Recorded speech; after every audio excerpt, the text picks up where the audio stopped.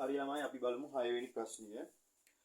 දී ඇති වෘත්තයේ කේන්ද්‍රය O වේ DOC සරල රේඛාව මගින් AB ජය සමච්ඡේද වේග අපිට පෙන්වලා තියෙනවා මේ AB එක C වලින් සමානව බෙදලා තියෙන කොටස් දෙකකට. අපෙන් අහනවා CDB හි විශාලත්වය සොයන්න. CDB හි විශාලත්වය සොයන්න. CDB හි විශාලත්වය තමයි අපෙන් අහන්නේ.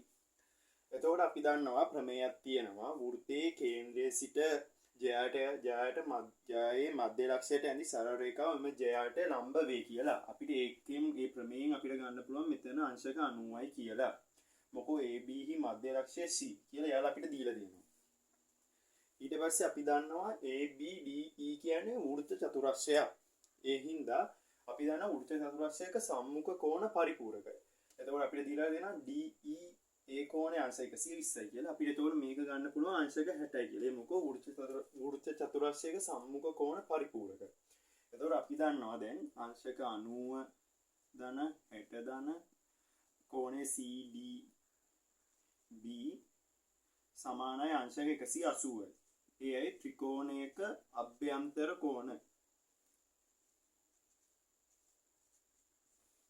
එතකොට 150යි 90යි 60 150යි ධන CDB සමානයි අංශක 180යි. එතකොට අපිට ගන්න පුළුවන් CDB අංශක 30යි කියලා. මේක තමයි උත්තරේ.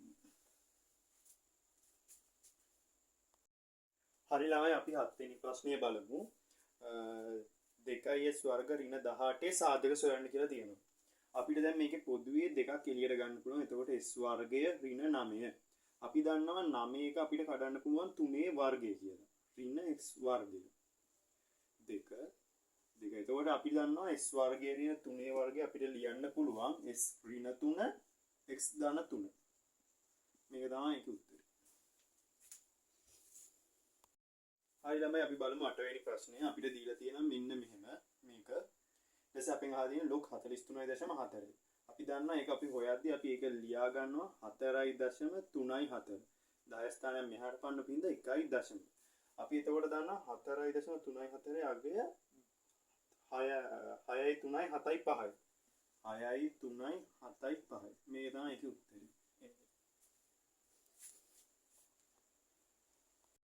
හරි ළමයි අපි බලමු 9 වෙනි එක. දී ඇති රූපයේ AB සිරස් දසකි. වන අතර B ලක්ෂයේ කුරුල්ල සිටි. B ලක්ෂයේ කුරුල්ලෙක් ඉන්නවලු.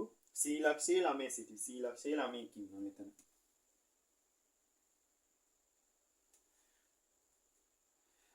තවද AC 30 AC 30 වෙනවා කියලා තමයි කියන්නේ. ළමයා කුරුල්ලා දකින්නේ ඒ ආරෝහණ කෝණයකින්. ළමයා කුරුල්ලා දකින්නේ ඒ ආරෝහණ කෝණයකින්. මේකේ A. ඊට පස්සේ කුරුල්ලා ළමයාව දකින්නේ B අවරෝහණ කෝණයකින්. එතකොට අපි දන්නවා අවරෝහණ කෝණ ලකුණු කරන්නේ තිරස් රේඛාවෙන්ද. B අවරෝහණ කෝණයකින්. මෙන්න මෙතන. රූපයේ එම කෝණ නිරූපණය කරන අපි දැන් ඒක නිරූපණය කරා.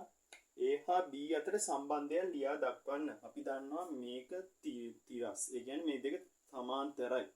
එතකොට අපිට එකෙන් ගන්න පුළුවන් මේ සමාන්තර එකේ AB කියන්නේ ඒකාන්තර කෝණ. A සමානයි B. ඇයි ඒකාන්තර කෝණ.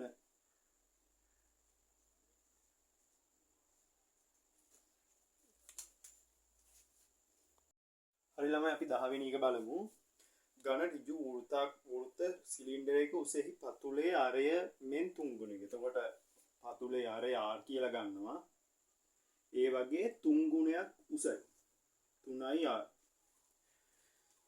සිලින්ඩරයේ වක්‍රපෘෂ්ඨයේ සම්පූර්ණ තීන්ත ගෑමට අවශ්‍ය තීන්ත ප්‍රමාණය පතුල පමණක් තීන්ත ගෑමට අවශ්‍ය තීන්ත ප්‍රමාණයෙන් කී ගුණයක්ද? පතුලේ ආරය R කියලා ගන්න කියන උස h වක්‍රපෘෂ්ඨයේ වර්ගඵලය හොයන්නේ 2πrh කියලා එයාලා අපිට දීලා තියෙනවා. කී ගුණයකින් කියලානේ අහන්නේ. එතකොට අපිට කී ගුණයන්නේ එතකොට අපි හදා ගන්නවා වක්‍රපෘෂ්ඨයේ වර්ගඵලය බෙදීම පතුලේ වර්ගඵලය